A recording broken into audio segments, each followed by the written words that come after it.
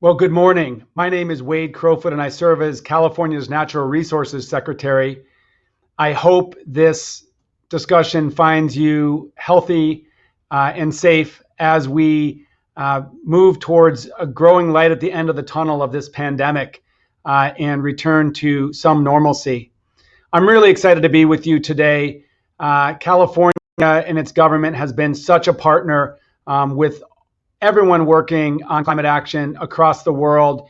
And I have to say, this is a moment like no other. Just about 6 months ago, Governor Newsom and I found ourselves debating the existence of climate change with then President Trump and the impact of climate change on wildfires. Fast forward 6 months to last week, when President Biden assembled leaders from throughout the world and committed our country, the United States, to what is easily the most ambitious midterm carbon reduction target in our history. This is an incredible opportunity and an incredibly urgent imperative.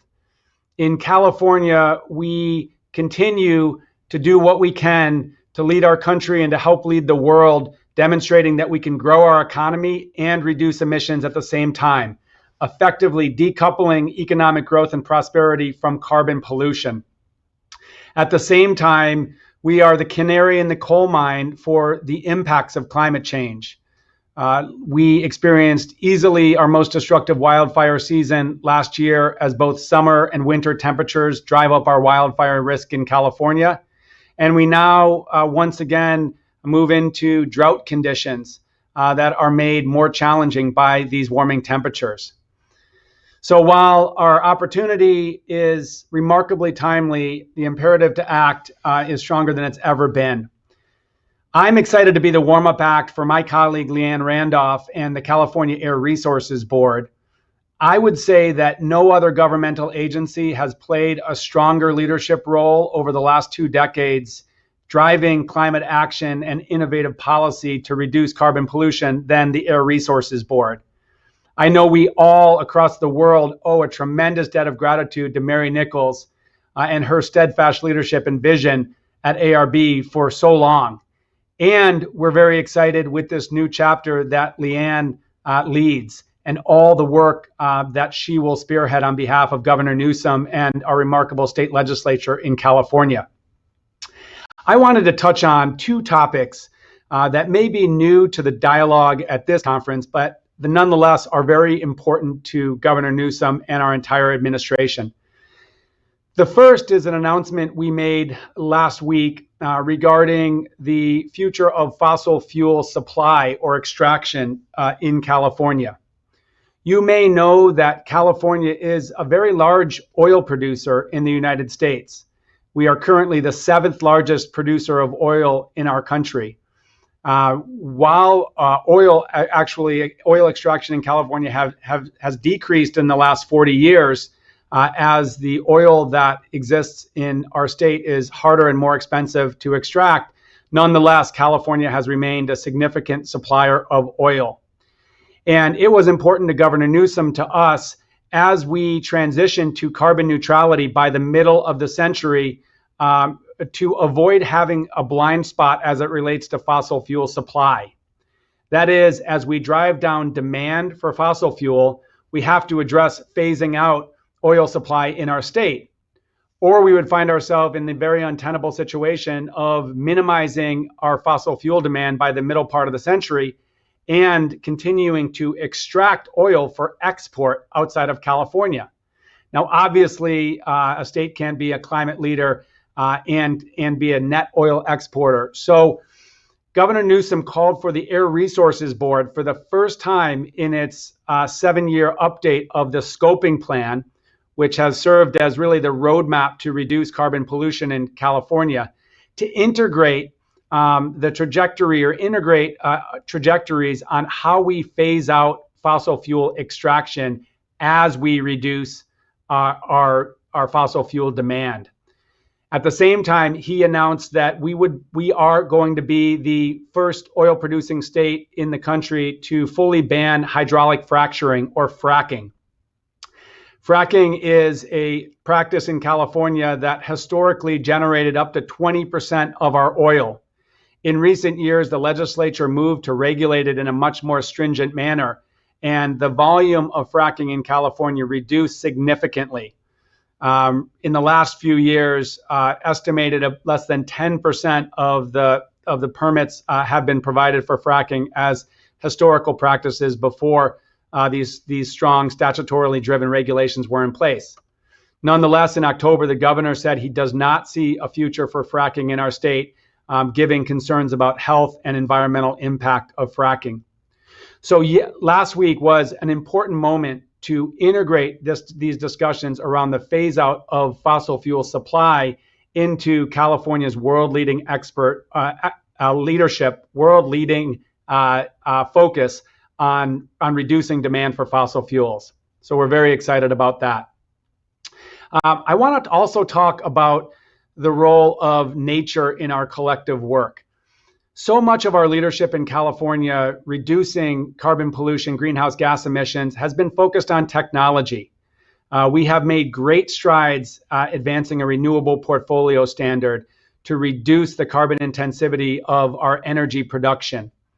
Likewise, California since the 1970s has had world-leading efficiency standards for both appliances and buildings, which has further reduced emissions. Our focus recently has been, in the most aggressive way we think appropriate, transitioning our transportation sector from a dependence on fossil fuels to zero emission technologies.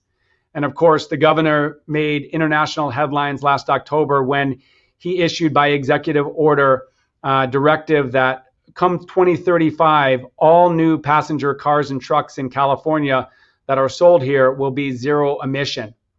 And of course, we're so gratified that so many other states and countries in the world have followed that target. And we've heard from many colleagues in the automotive industry that they're now focused on shifting to entirely zero emission vehicles in that time frame. So technology is important, but I would say one missing piece of our climate puzzle has been how we utilize nature to both reduce emissions and sequester or remove carbon from our atmosphere. We know that scientists across the world have identified that up to 1/3 of the low-cost mitigation measures that we can take over the next decade actually have to do with land management. We know that effective land management can remove or sequester more carbon than we're currently able to, and effective land management can avoid emissions that are driven off the land, either from agricultural practices or, in California's case, catastrophic wildfire.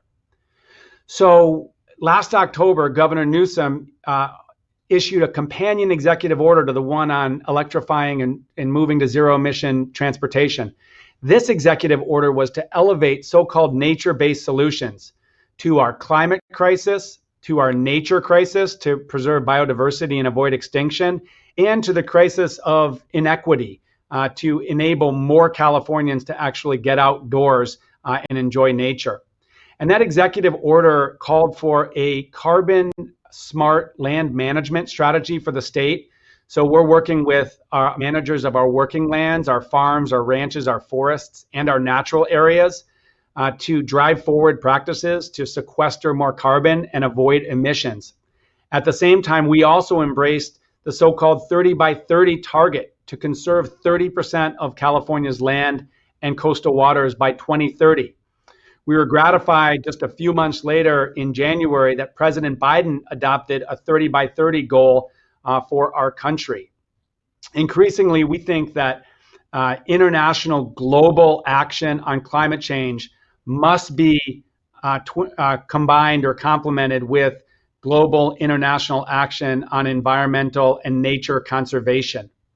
And so increasingly at our agency, the Natural Resources Agency, we're focused on identifying for California where we can better employ nature to save our planet. The Washington Post had a great column, I think last week for around Earth Day, that the headline was, nature can help save us if we let it.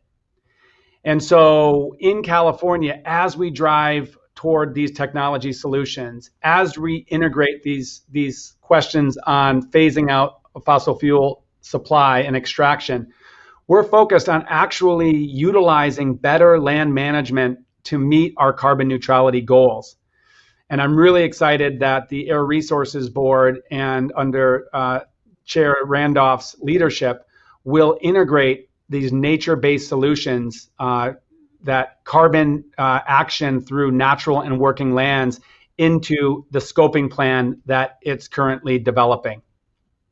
So this is an exciting moment. And I'll say that while federal leadership, national leadership is obviously critical to move our planet to take the action that we need to avoid or minimize catastrophic climate change, that nations like the United States, our progress meeting President Biden's recently announced national determined contribution is only possible if states and cities help deliver those emission reductions and increase sequestration.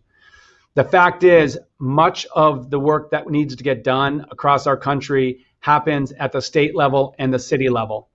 And so we are glad and proud in California to continue to play that role, innovating policy, driving markets, identifying tools, whether it's cap and trade or the low carbon fuel standard or other instruments that actually drive market transformation. Ultimately, we know that stronger climate action in California, sustained leadership in California, is not only essential for our planet, it's critical for our economic growth. President Biden and other world leaders made it clear that the future is about clean energy, low carbon development, ultimately carbon neutrality. California has benefited greatly from first mover status in driving climate policy. And it's why our state has been able to capture over half of the clean tech investment that's been generated in our country over the last 10 years. So we know that this continued leadership and expanding and intensifying our approach to reach carbon neutrality is essential, not only for the environment, but for the economy and the well-being of our residents. So we're excited to partner with you in the coming year and the coming years. I know I speak for Governor Newsom, and I think I would speak for the legislature when I let you know that California will continue to provide consistent, focused, determined leadership combating climate change. And with that, let me turn it over in a moment to Liane Randolph, who we're so thrilled leads our California Air Resources Board. The governor appointed Liane recently, and she moved from her position as a gubernatorial appointee at the California Public Utilities Commission. She's also served as chief counsel in the Natural Resources Agency. Liane is somebody with tremendous policy and legal grounding in these topics and remarkable leadership. So we're really excited as she takes the baton from Mary Nichols to lead the Air Resources Board at this remarkable moment of opportunity. So I'll turn it over to Liane. Thank you so much, Secretary Crowfoot. I really appreciate that kind introduction. And I am just really happy to be here to speak with you this morning. As Wade mentioned, I previously served as a commissioner at the PUC and general counsel and deputy secretary at the Natural Resources Agency. And I've been working in and out of government at the state and local level for many years, and have found that the most successful problem solving involves close collaboration and effective engagement. And since climate change is the biggest problem we have right now, we really need to deploy that close collaboration and effective engagement. And we need to tackle it with a broad suite of solutions. In my years in government, I have never seen a thorny problem that can be solved with just one solution. So we really need to work together moving forward. I completely agree with what Wade said about this being a critical decade for action. We need to move forward. We need to move forward boldly. And that action needs to happen at all levels of government. It needs to happen in the private sector. It needs to happen in our consumer environment. We need to stabilize the climate, achieve carbon neutrality by mid-century. And it's exciting because we've seen commitments by governments and private businesses to reduce emissions and go carbon neutral, seemingly more and more each month as everyone at all levels makes it clear that we need to tackle this problem.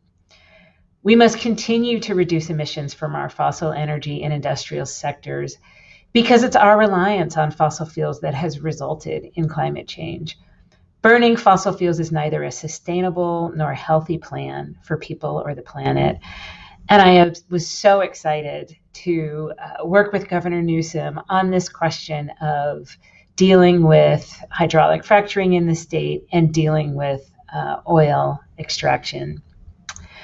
For California, achieving carbon neutrality by mid-century will mean that we're building upon the successes and achievements that we've had to date, as well as creating new and innovative approaches to addressing climate change. Since first establishing a greenhouse gas reduction goal through legislation back in 2006, and adopting California's first climate change scoping plan in 2008, California has deployed a portfolio of incentives, regulations, and policies to achieve our emissions reductions targets. The state has established several thriving market-based programs, such as cap and trade, the low carbon fuel standard, the renewable portfolio standard, and the advanced clean cars program. This work is reducing and replacing our dependence on fossil fuels, and it drives investments in low carbon technologies that are going to be key to meeting our climate and air quality goals. For example, in 2019 alone, fuels supported by the low carbon fuel standard displaced over 2.6 billion gallons of petroleum and provided credits for alternative fuels worth approximately $3 billion.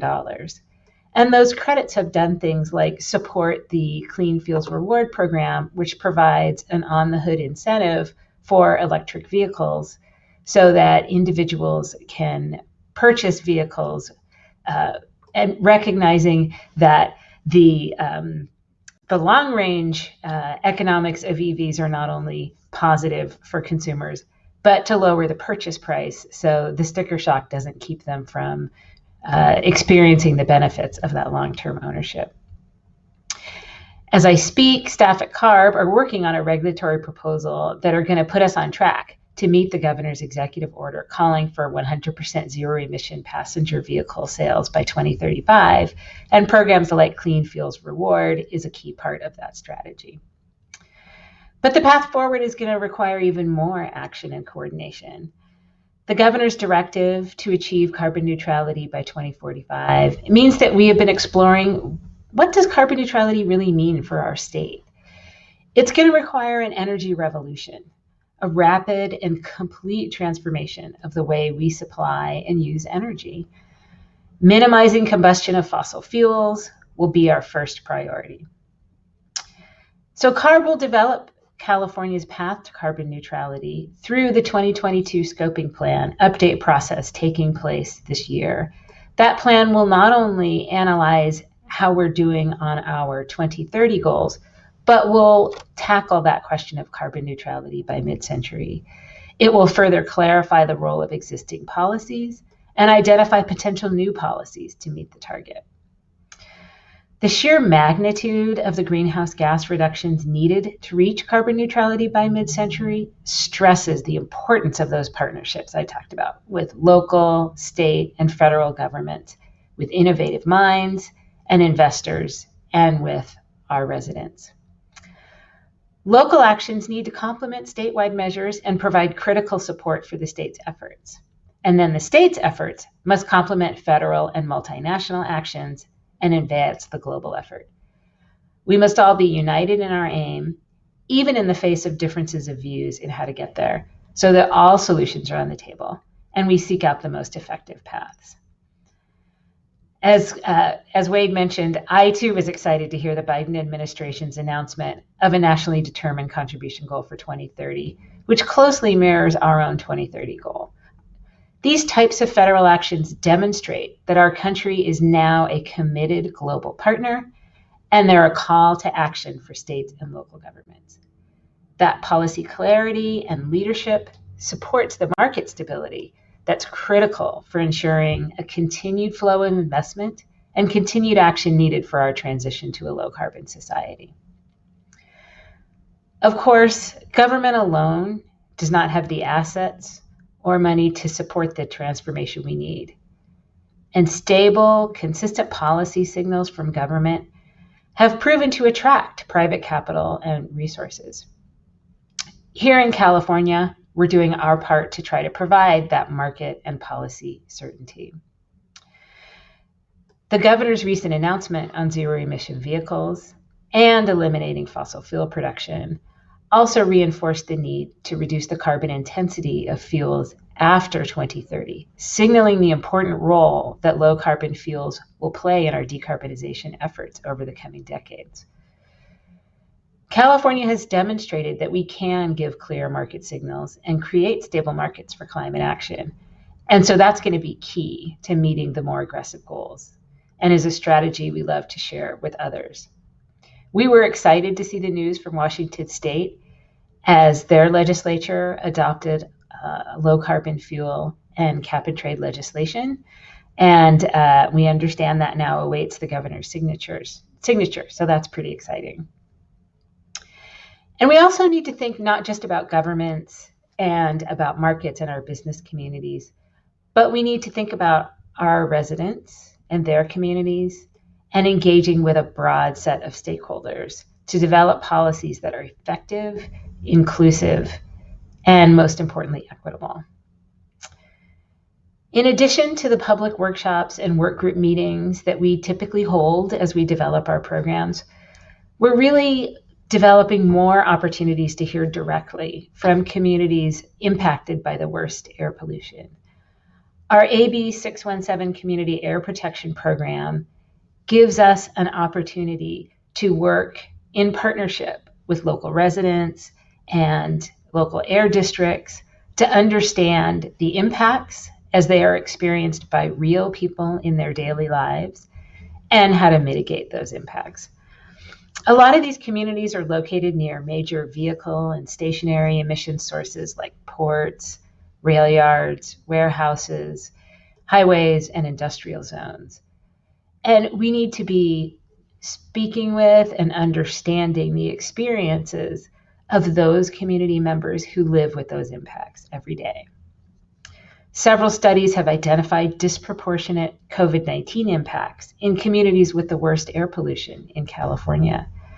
Healthy air is key to our environmental, physical, and economic health. So moving away from carbon and fossil fuels and towards zero-emission solutions will help us restore vibrant communities and set us up to achieve that mid-century carbon neutrality goal. Our increasing community engagement directly supports that work to identify the effective and right solutions to meet those priorities. In the coming months, we're also reconvening the Environmental Justice Advisory Committee. This is a group of representatives from communities exposed to significant air pollution, and this committee supports community engagement in our scoping plan work. This climate action will require resources, but that also provides us with opportunities to harness innovation and invest in emerging technologies. As we have seen in the electricity sector, transformational changes have occurred because of early investment, pushing technology innovation and bringing costs down.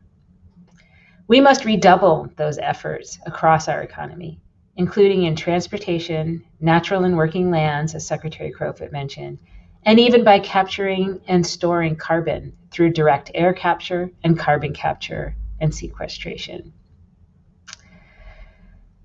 While early action can be expensive, California has developed strategies that create those investment opportunities.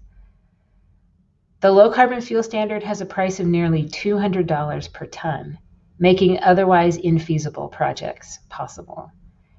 As an example, the low carbon fuel standard, combined with the 45Q federal tax incentive, has prompted interest in direct air capture and carbon capture and sequestration, technologies that are widely recognized as necessary to meet our climate goals.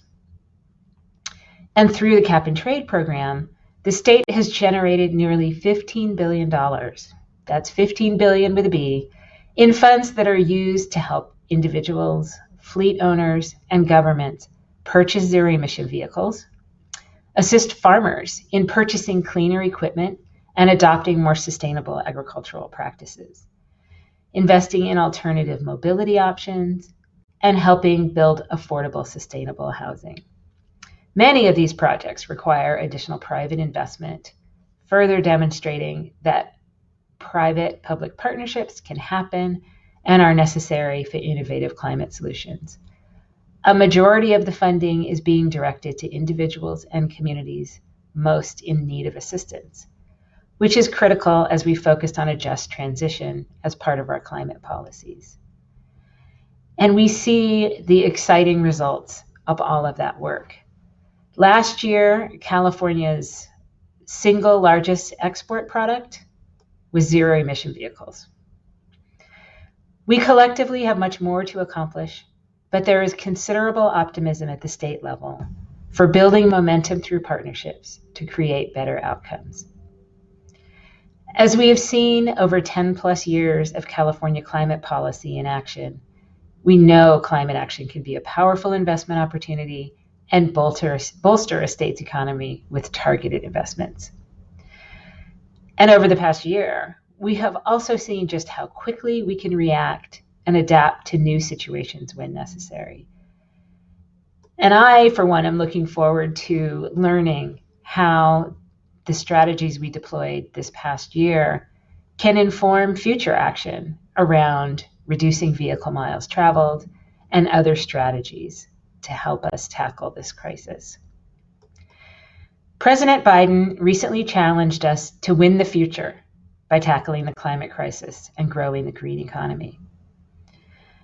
I'm so honored to follow in the footsteps of Mary Nichols and very excited to work with everyone at CARB and all of our stakeholders in government, industry, communities. We have the technology, we have the resolve, we have the responsibility to succeed. Let's go win the future. Thank you.